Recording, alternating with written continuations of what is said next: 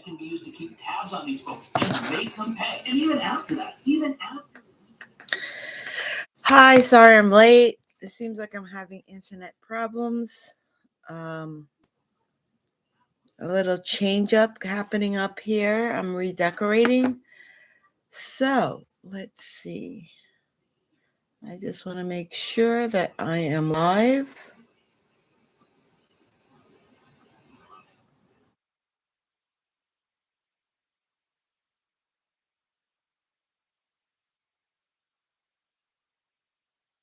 Okay. Hello, everyone. Sure that I am live.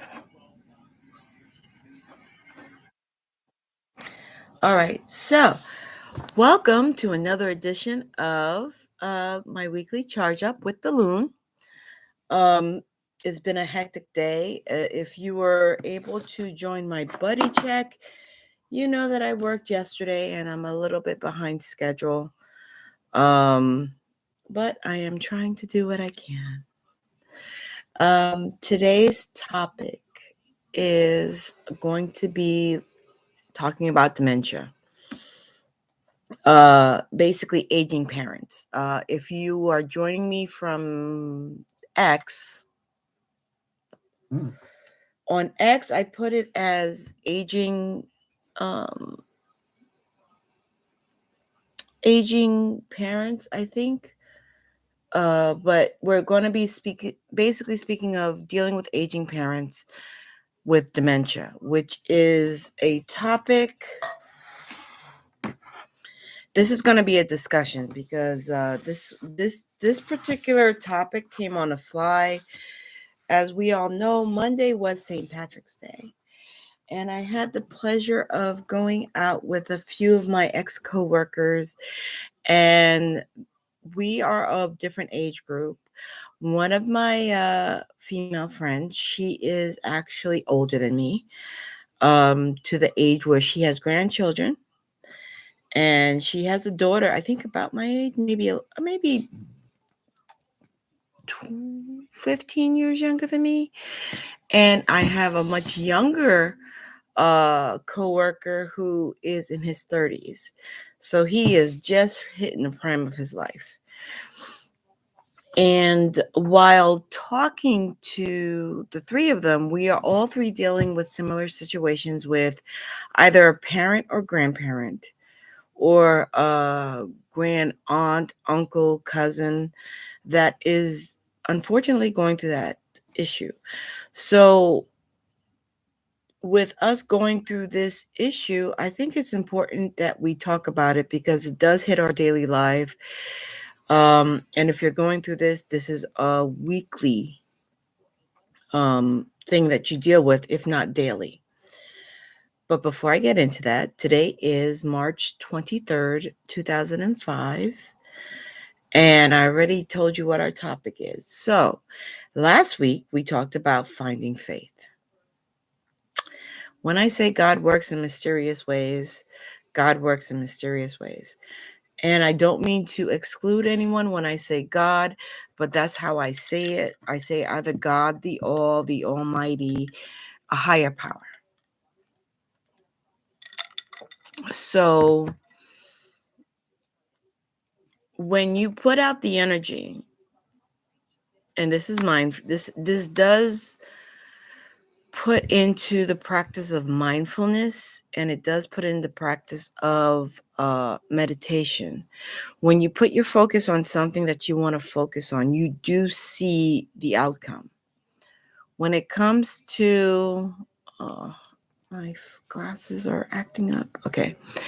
When it comes to finding faith, it's weird because it's not weird because at this point I realize once I put that energy out there and this is my focus for my spiritual growth, I will get my answers.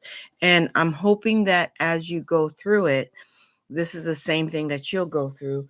You will see it the same way. You will find that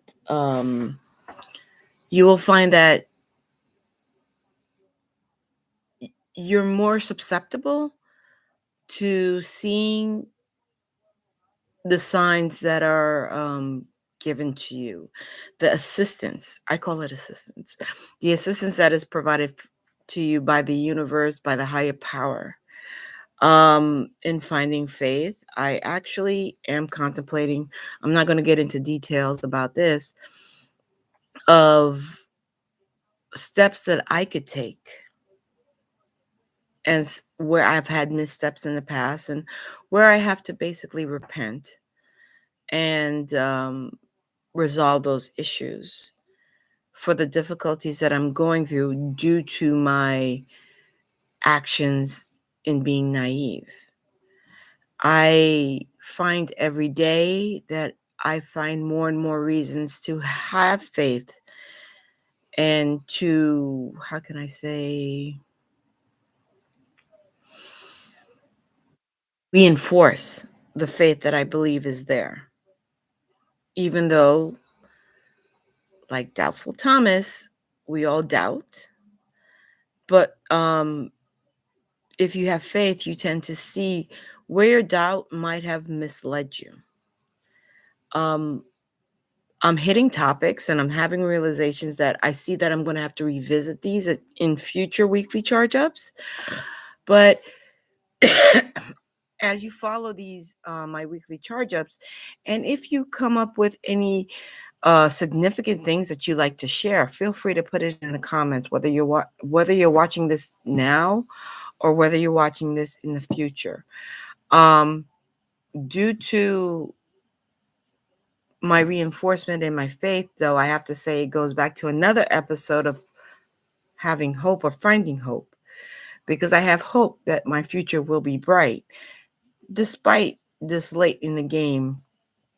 And I'm hoping that if you are younger than me, no matter how younger, that you're fortunate enough to run across my videos and follow through and come to this realization sooner, where you have more time to make the changes. I don't feel like I'm racing against time, but most people my age or older tend to feel like you're racing against time. It's never too late, but it's never too early. Now, let's talk about the main topic. Let's talk about dementia. The source of dementia and what causes dementia is still scientifically a mystery. Dementia has to do with the brain, which is something that scientists are the few scholars that we have, the few geniuses that we have, really don't understand the source, and that's because it has to do with the brain mostly. My personal opinion, and this whole, I have to say, I'm not a medical professional.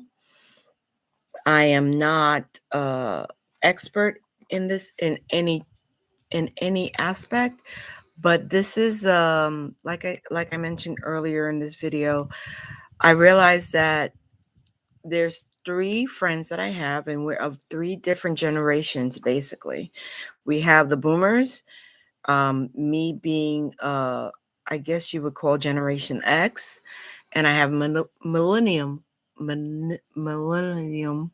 sorry, that this is where I'm gauging it from. And I found it ironic and unique and profound that all 3 of us are dealing with either parents, um, grandparents, or grand cousin or extended family that is going through this.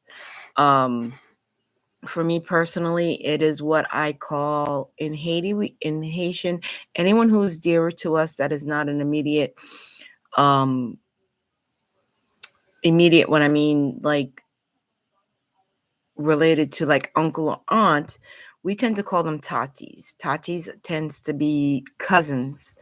They're close to our parents. They're endeared. They treat us as an uncle, as an auntie or uncle would treat their niece or nephew.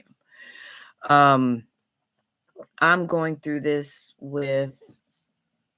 from the outside. I'm going through this for personal reasons on the outside through uh, a cousin.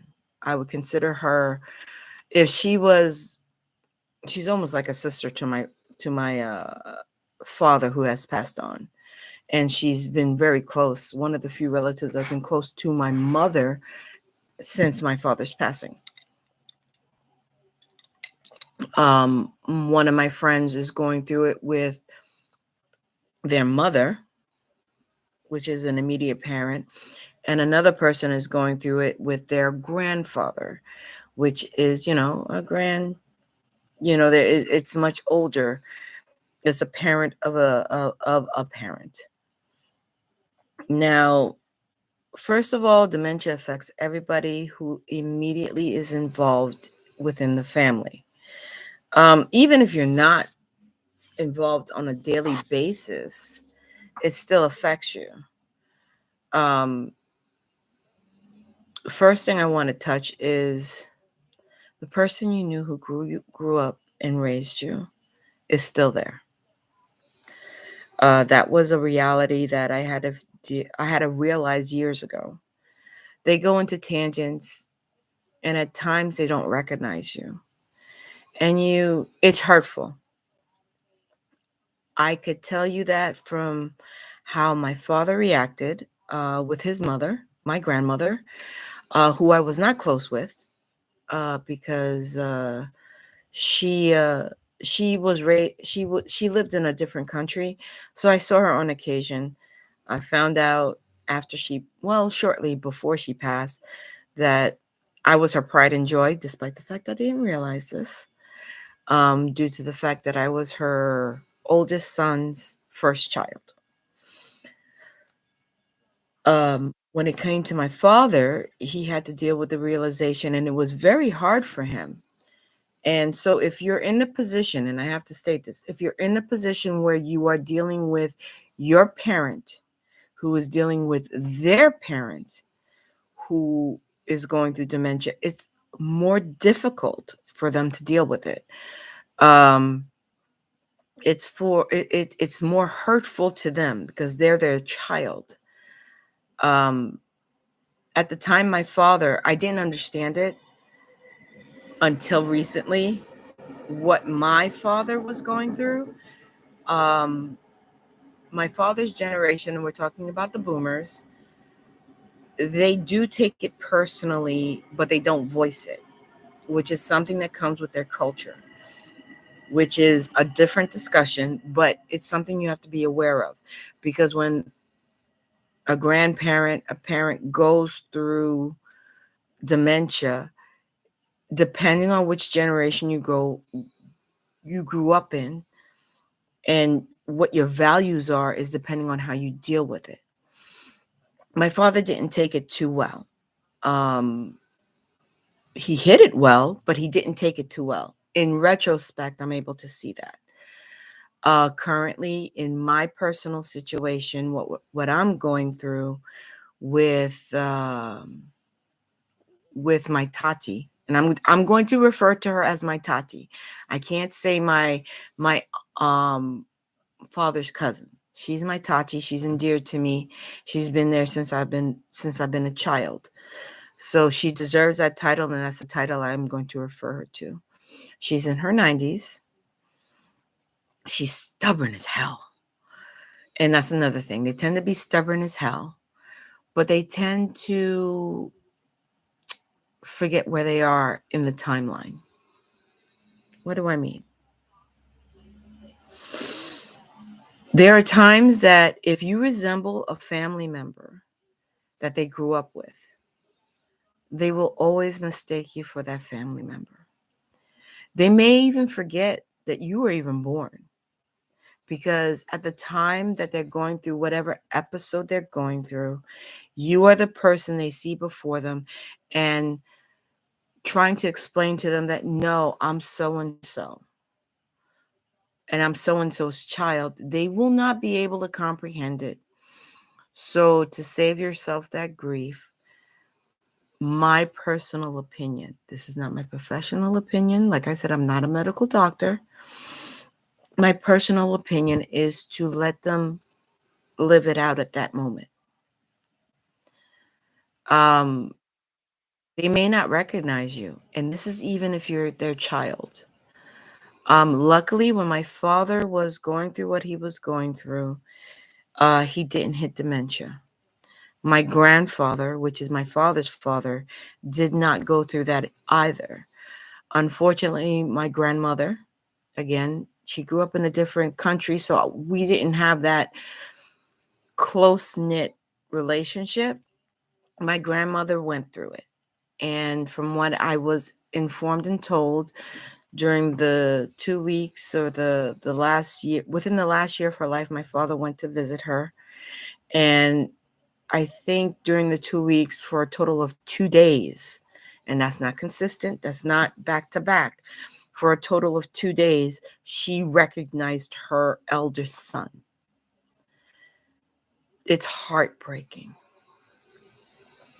No one could prepare you for dealing with an elderly person going through dementia.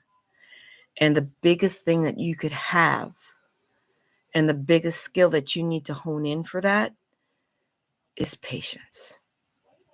Patience, consideration, and to a point, sympathy. But to me, to a point, jealousy. Because, and I say jealousy because they get to relive what they consider within their heart and their mind the best moments of their life. Personal opinion.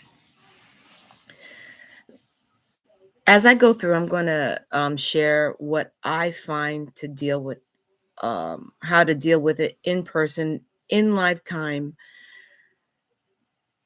a person, a loved one that's going through dementia. Because the one key thing you have to remember is, as hurtful as you're going through, because this is to a point about you and how you react, excuse me, is important.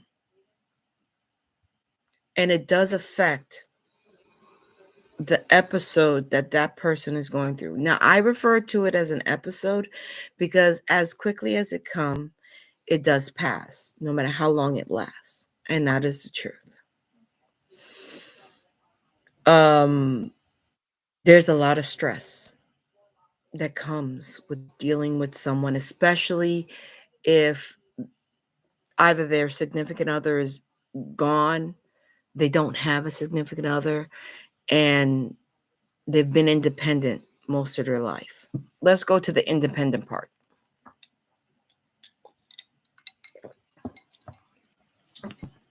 They will fight you on everything if they've been very independent. I pray and hope that I don't go through that because I personally am an independent person. Um, I take care of my own bills. I take care of my own house to the best of my ability. I put together my own food. I have a specialty diet. Now, depending on who you're dealing with and how independent they are, whether their significant other is no longer in their life, whether the significant other does not live with them, whether their significant other has passed on. For once they have that independence, it's very difficult to rein it in to where you could care for them or someone you deem as a caregiver to care for them as well. Now, the caregiver part, it doesn't have to be dementia.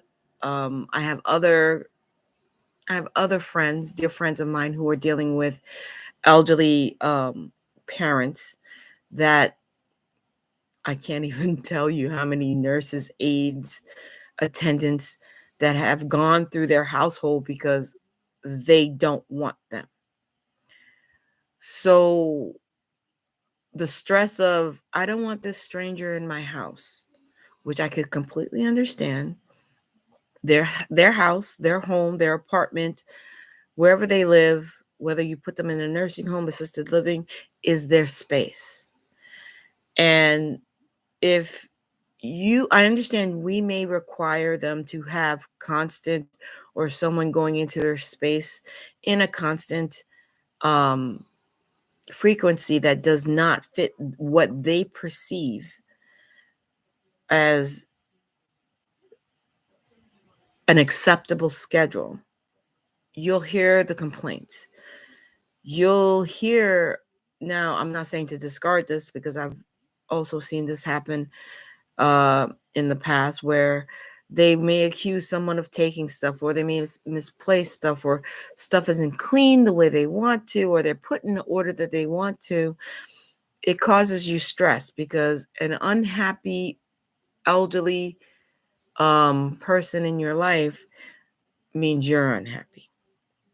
The stress of the unconfirmed stress of, what if they go out and they wander out in the street and they get lost, or something. I'm not wishing upon this, but these are things that go through your mind when you're dealing with these people. What if they go out there and they get lost, or an accident happen, or even worse, something happens in their home, which they live alone, because they don't want to let the attendant, and you can't get to them, which is something I personally, well, my family has personally gone through with my touchy, where she locks the door, where the door is locked to the point where it takes someone to knock down the door, or she changed the locks, or she won't let somebody in who's required it to, or she won't answer the phone. These are things that causes us extra stress. How do you handle this type of stress? You prepare. Part of this channel is to help you prepare. Lately, I've been focusing on you preparing yourself to build yourself up to the point where you're able to take this responsibility. But you have to prepare. How do you prepare? First, power of attorney.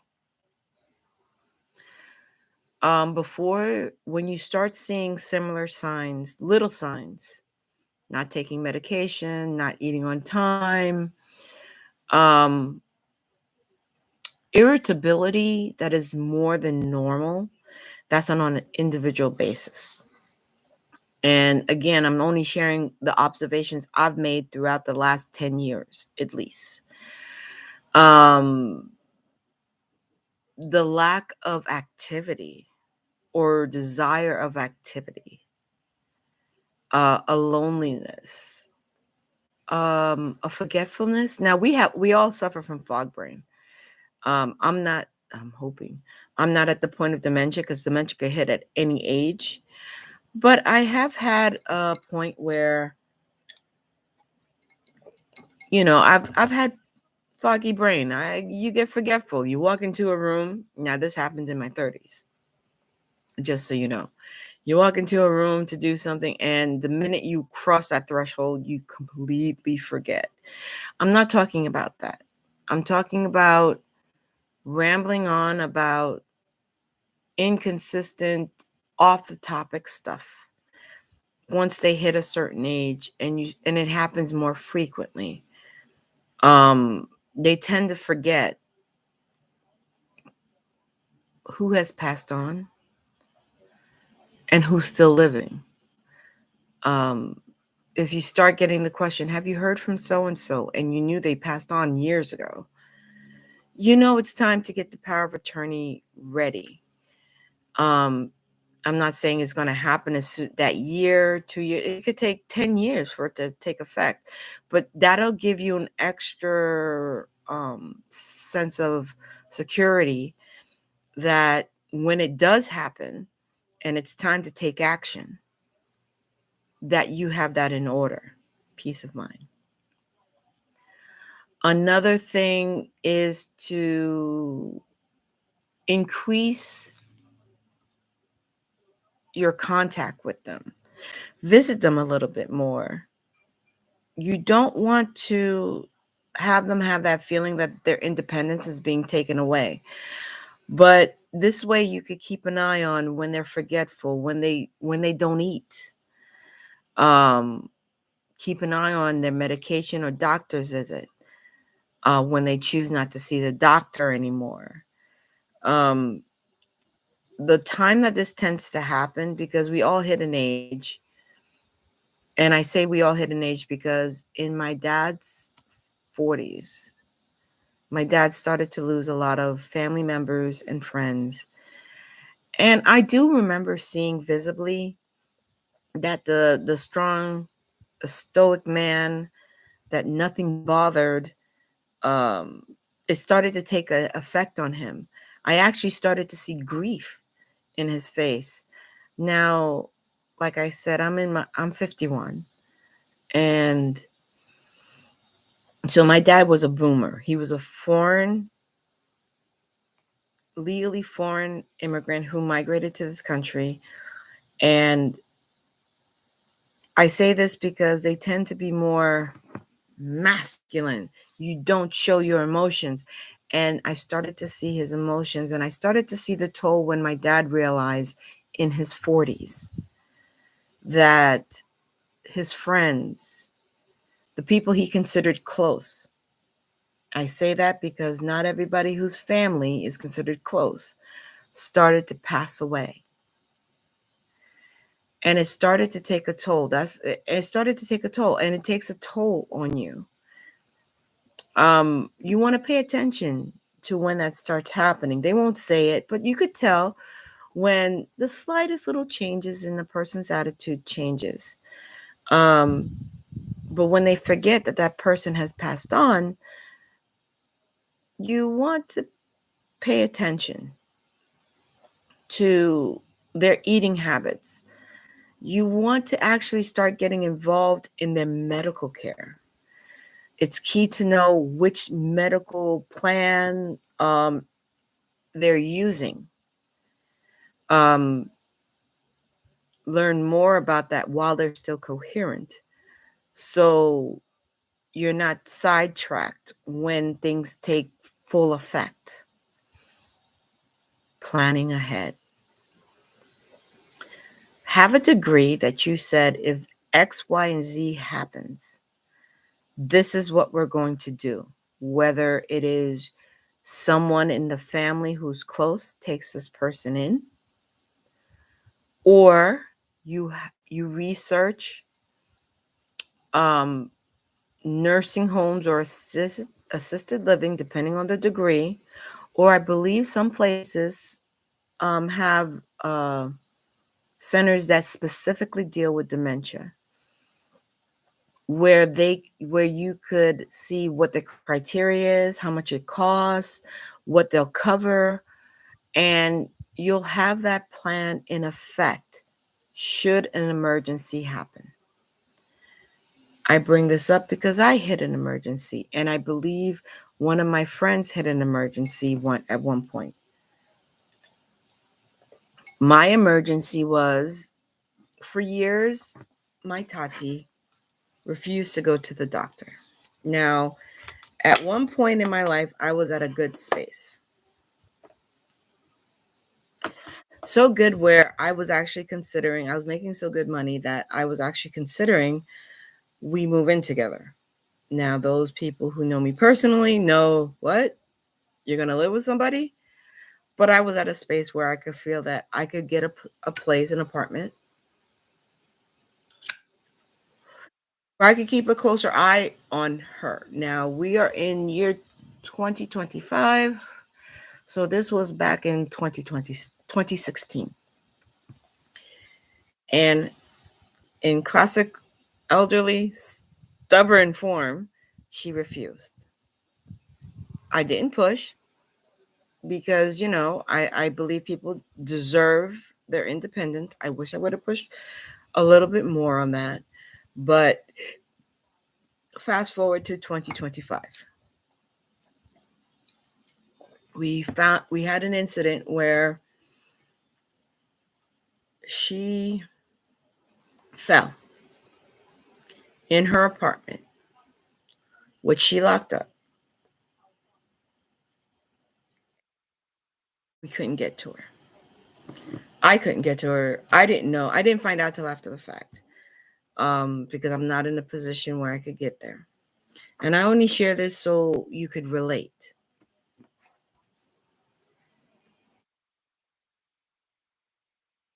Fast forward, younger sibling had to break down the door, get to her, and it was not a good sight. We thought we left her in a good sense. She said she was fine. And a month later, we had to rush her to the hospital. Currently, right now, we are stuck in a position where we're scrambling to figure out what's going on after she goes through rehabilitation. Now, one of my siblings who had the ability to spend time with her in the hospital, because at this time, you have to remember, you don't want to leave somebody in dementia in a space that they are unfamiliar with. This is including a hospital, this is including a nursing home. They need someone who's familiar with them, even if the person is not the person that they grew up with.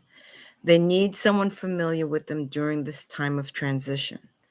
This is an abrupt transition, and the goal of this particular video is to help the transition,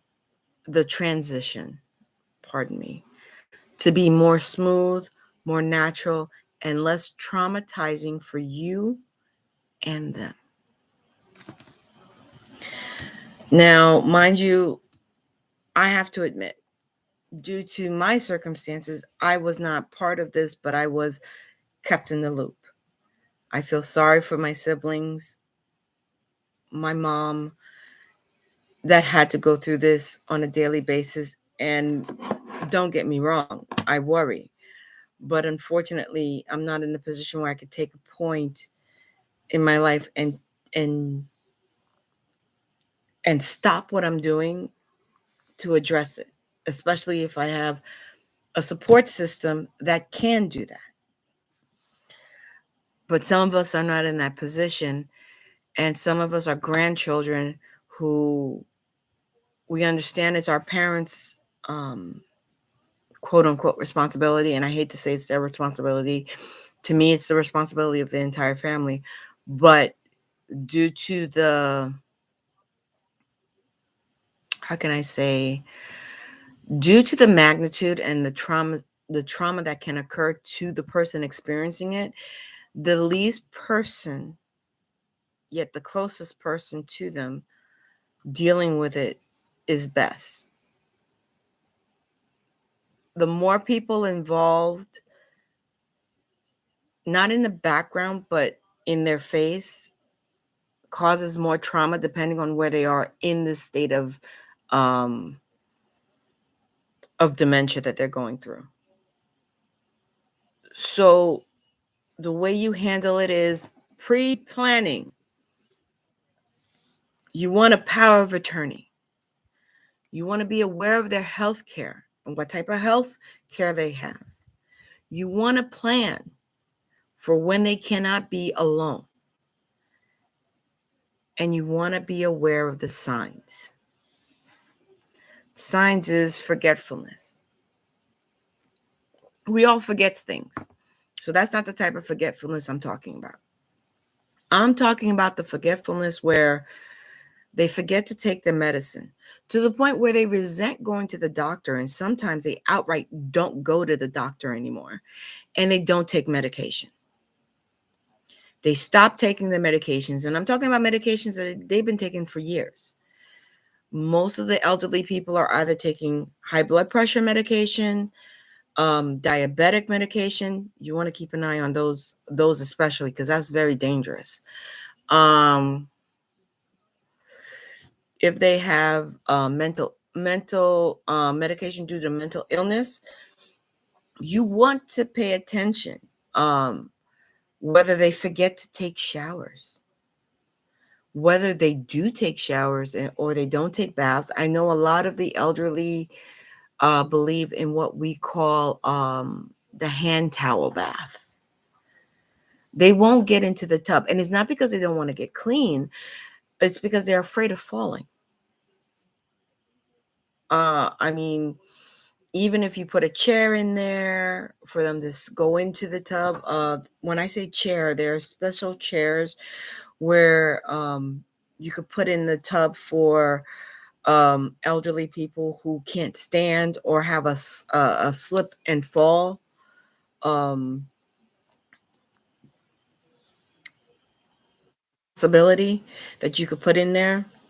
When they don't want to do that, you want to pay close attention if they don't do that. If you have a relative that, most of my relatives, you walk into their houses when they were younger, and this is what I remember as being a child, it's like walking into a museum. Those of you who know knows. Their couch is covered in plastic. Their house is always immaculate. There's no clutter. If they got clutter, they have a special place for the clutter and you don't see it. When you start seeing that start to change, take note. Um, when they don't cook on a regular basis, open their refrigerator. Is their refrigerator stocked like you do remember it being stocked? Is the food fresh?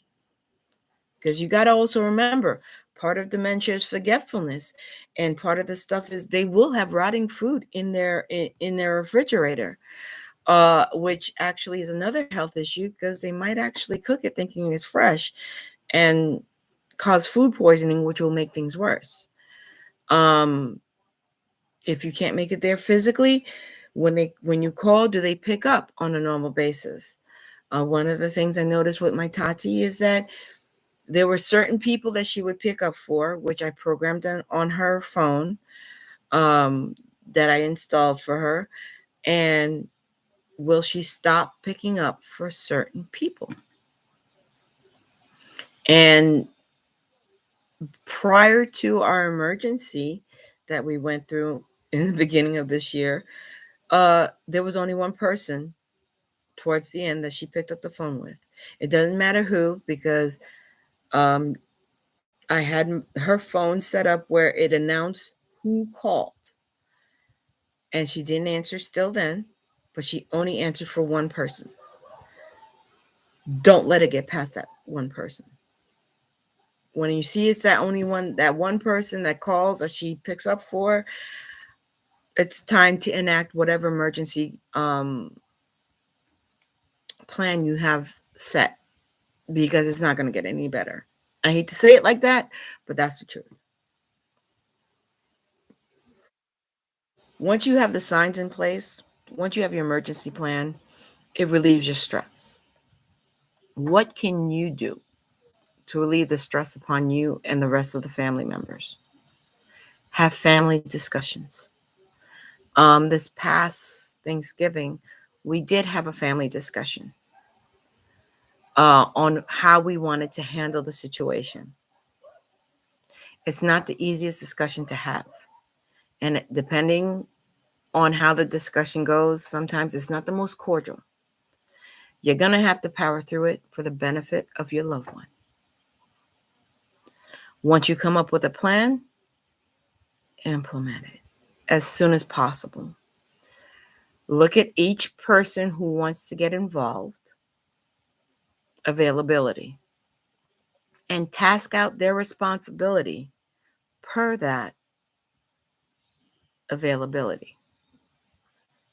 Because the last thing you want to do is walk into a situation where you have a frantic person going through dementia. And this is not the worst case scenario, because I don't want to even voice the worst case scenario. Dealing with the intrusion, being unaware of where they are in their timeline of memory, and you having to bust down their door, break down their door, and having an ambulance come and take them away. I think personally, if I put myself in someone's position like that, I think that would be the worst case scenario. What do you do for them to ease them into this? You could discuss the plan with them, whether they comprehend the plan or not is a give and take depending on when you're talking to them. I've had the issue with our Tati that we have gone through several plans several times with her, and every time it's been a different answer. One time it's no, one times it's yes. So just keep them aware. Keep in constant contact with them. Let them know that they have family, because sometimes they may wake up and they feel completely confused, frustrated, annoyed, and afraid because they may be in a timeline when somebody who they believe is supposed to be there, and they're not, and that's frightening for them.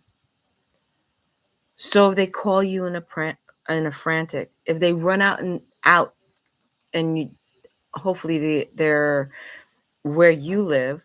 Unfortunately, we did not have that advantage. If they go out in the streets and they don't know where they are and they're looking for someone, just have patience. Be ease Have a tone of easement for them. Have this in place. Have people in place in case they're remote.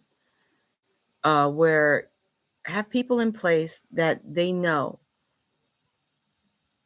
or may know of, that they know they've seen around, that is could be familiar enough to jog them back into the present time, that can ease them down long enough for you to get to them. Now, these plans are not completely 100%, but it helps the transition and it lessens the stress on you and them and those around you. Now, aside from um, that chance dinner date where all three of us were going through the same thing with an elderly person, and the generations that span between the three of us, literally. Another incident happened after that encounter that really, really broke my heart.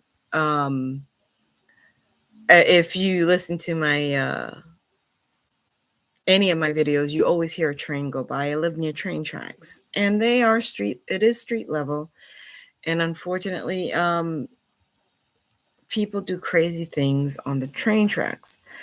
Well, one day this week on the way home, I had the horrible inconvenience of of being delayed coming home due to someone being on the tracks that wasn't supposed to, being hit by a train. Now, I don't know the full story. News did not catch it, but when I finally did get to my home and what I thought happened did not happen. And one of my greatest fears, because I am a person who goes into scenarios, what could happen. Um, I remember coming home because police was all in front of my building at the time, meaning they were still investigating. The train that hit the person was still there. That means for almost an hour, the train that hit the person, anybody who was on that train was still stuck on that train, and I feel sorry for them. I feel more sorry for the person. But I got home, went down to take down the trash. They were still there, and there was an elderly woman who was running for the train, running towards the tracks.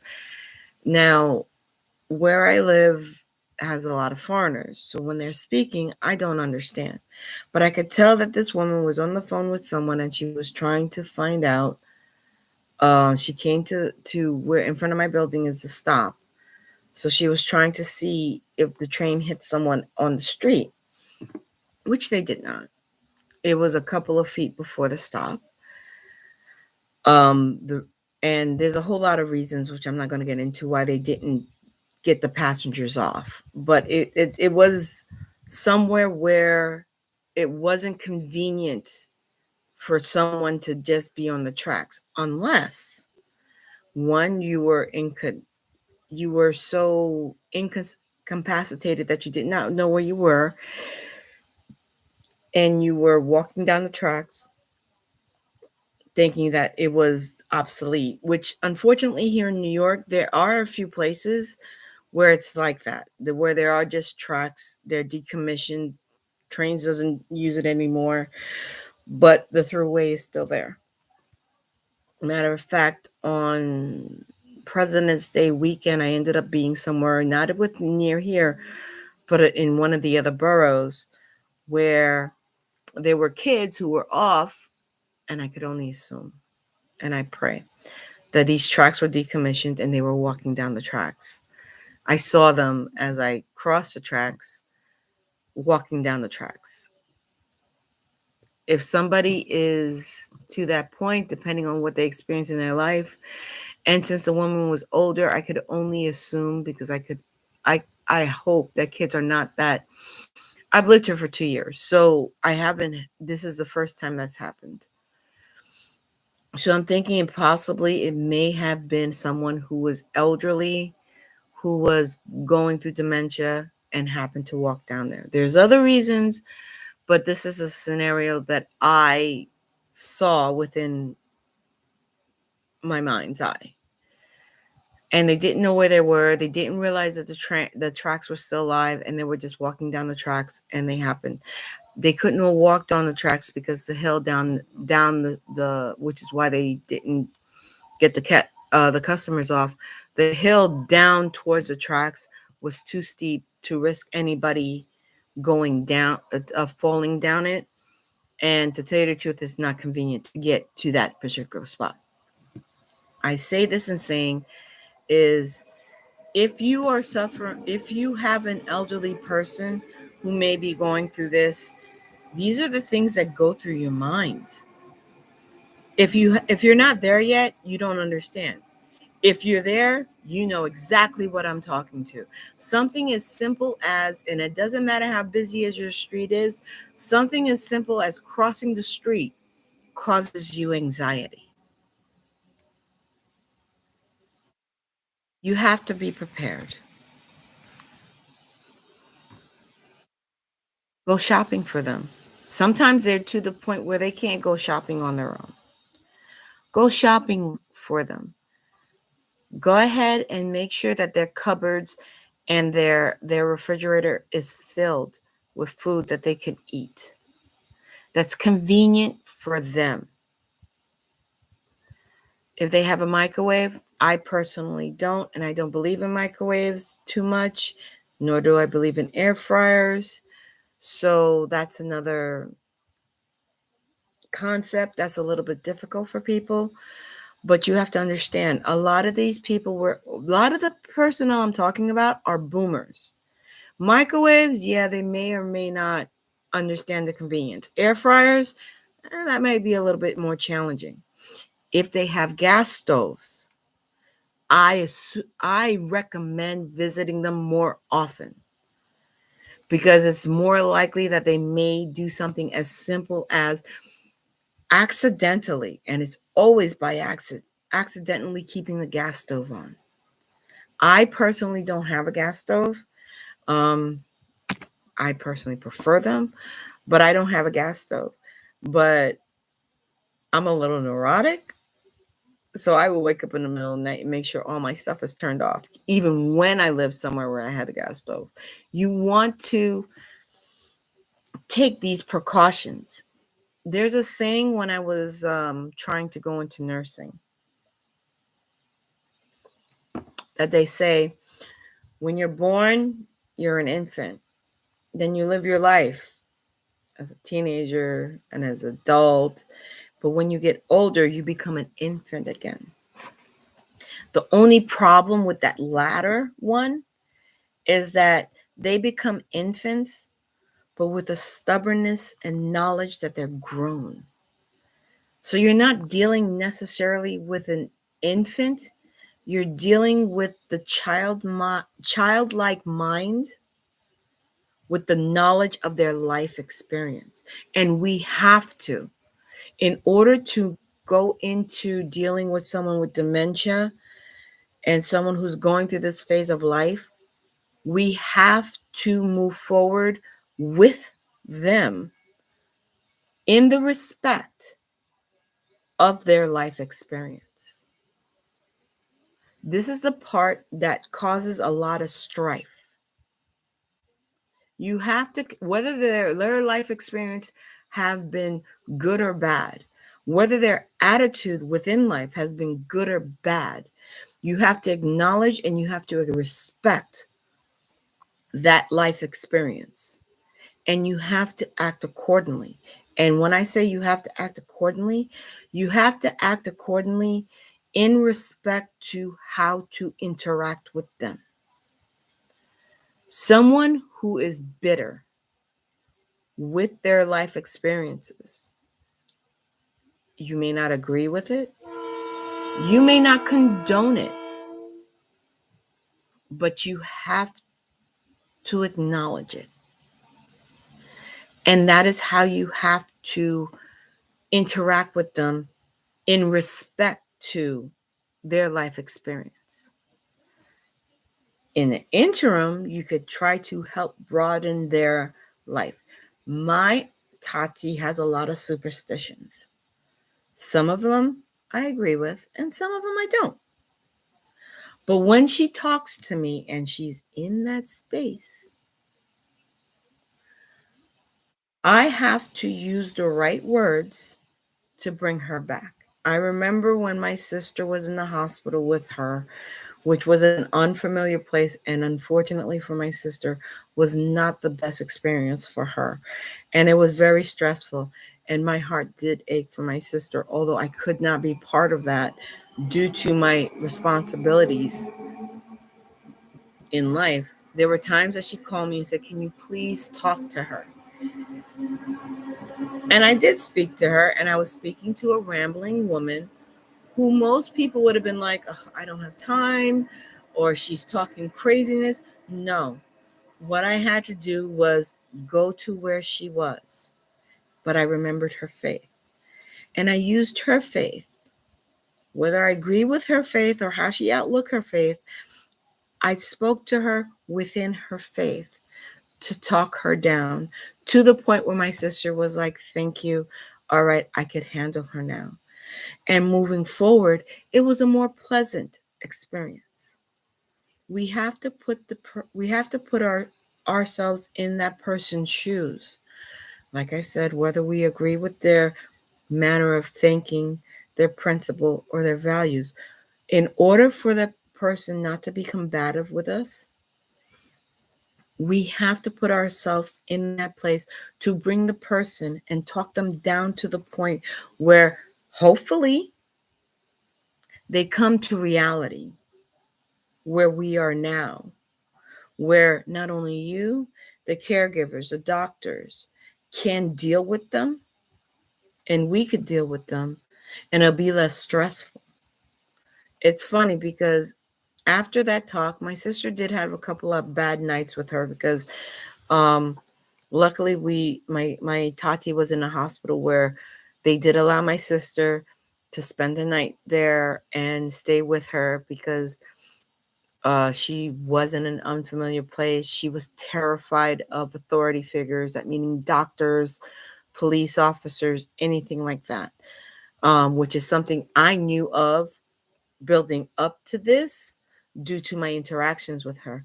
So they allowed my sister to stay there, and we got her to the point where my sister could go back to her family and she could go back into her routine of speaking to the one person in our family that she answers the phone with on a daily basis, where the nurses and her caregivers found her wonderful and hilarious. and they could deal with her episodes. There were no yelling and screaming episodes anymore because they knew, due to how we dealt with her, and this is where it's helpful, that bring it back to her faith, bring it back to her experience, speak to her in not a demeaning manner, as if you're speaking to an adult,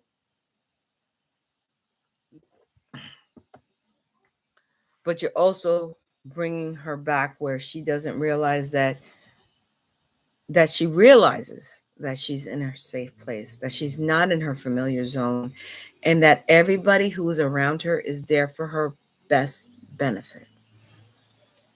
I'm not saying that these methods are easy, but these are the methods that work for me. It's working for my family.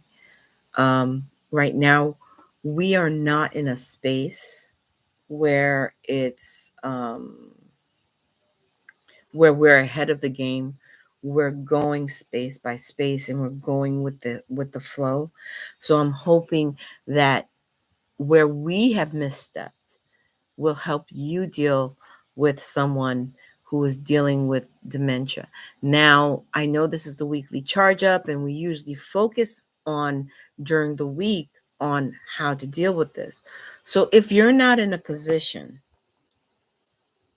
where you're currently dealing with someone who's going through there, but they're hitting towards that age, your assignment this week will be, let me put these things in place. If you have a coherent elderly person, I call them the wise one. Those who deal with paganism, call them the crone. Those who deal with other traditions, call them the elders. If you're dealing with an elder that is hitting towards that zone this week, do I have in place things should this become an issue? Because not everybody goes through dementia, although it's happening more often with more elderly people. But do I have these in place? And if you don't, now's your time to do the research to put those in place. When the time comes, you may not realize it now, but when the time comes, you will breathe a sigh of fresh air than dealing with the issue as it comes. Now, another thing that most people, when talking about dementia, and I've always mentioned how old I am on this, and dementia is one of my fears. And I don't know if it's hereditary. It's supposedly hereditary, and it is one of my fears. I'm at the age where I want to take precautions against it. And as I was talking to my ex-coworkers about it, one of the things they said is to remain active. Now, once I hit menopause, yes, I'm still working on that series, but once I hit perimenopause, not menopause, perimenopause, one of the things I noticed that happened to me was I tend to be a little bit more forgetful, and my memory and my knowledge was not what it used to be. So what do I do? What did I do? Because I wanted to counteract this, because like I said, supposedly it's hereditary. My grandmother on my father's side suffered from dementia. No one else I know suffered from it. My tati is on my father's side, so she's the second case. My grandfather didn't suffer from it. My father's father. My other grandmother, my mother's mother, did not suffer from it. I don't know about my grandfather on my mother's side because he passed on before I was even a thought in my mother's eye. Um, so I know so basically out of these two cases, on my father's side, it does happen. Whether it'll happen to me or not, I don't know. But there are steps you can take. Now, when I noticed my memory started to be foggy. Now, whether it's due to perimenopause, whether it's due to aging or the possibility of dementia, I started to take notes more often, which is something my father used to do, which I didn't know. One of my cousins reminded me. And my father didn't suffer from dementia.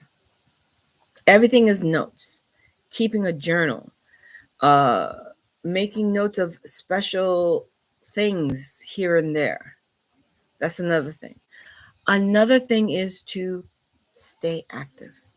Now, this is something that you could imply for yourself, but this is also something you could imply for your loved ones that are starting to show signs, just the minor signs of dementia onset. Daily walks, um, starting a routine, maintaining that routine, um, keeping to a schedule. These are things that you could implement and help them get into a habit of that will assist you with dealing with it. Because at the same time, family is family. Our loved ones are our loved ones, whether they're blood or not. And to offset or deal with dementia, it's a reality for a good majority of us. And it's a reality that most people don't like to talk about, but it needs to be spoken about. Like I said, it was an epiphany when I was having my dinner with my friends. And like I said, we hit through it 3 different generations, and we were all going through the same thing. Have patience, have a plan, and implement. Now, I've given you a lot on a heavy subject.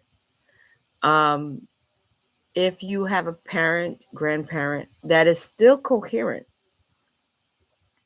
discuss these plans with them while they're still coherent and just prepare yourself. You will appreciate this step. They will appreciate this step despite the fact if they go through it, they will not be able to tell you. But with their smile, with their ease, it's less stressful on you and it's less stressful on them. If you have any other ideas, if you have any thoughts you'd like to share, whether you are on this live or if you catch this at a later date, please put it in the comments section. You are not alone in going through this. They are not alone in going through this. And we need to share this knowledge so we could accumulate this knowledge, accumulate the fixes that we've come to, the precautions that we've come through, and we could get through this together as a family, as a community, all together. If you like this video, please click the like button. I'm sorry. Feel free to subscribe to this. I have different subjects on this channel. I have my buddy check, which is once a month. I have my weekly charge up, which is I try to do every Sunday. I have my special podcast with me and Luke, which is Can We Talk, which is a monthly segment. And I have a couple of gardening things coming up. I have a couple of cooking things coming up and how to do a home pantry in a city apartment. So feel free to subscribe to get to know when I post. And if you know somebody, especially this video here, if you know anyone who could benefit, feel free to share. Until next time, this is the Loon saying, see you next Sunday.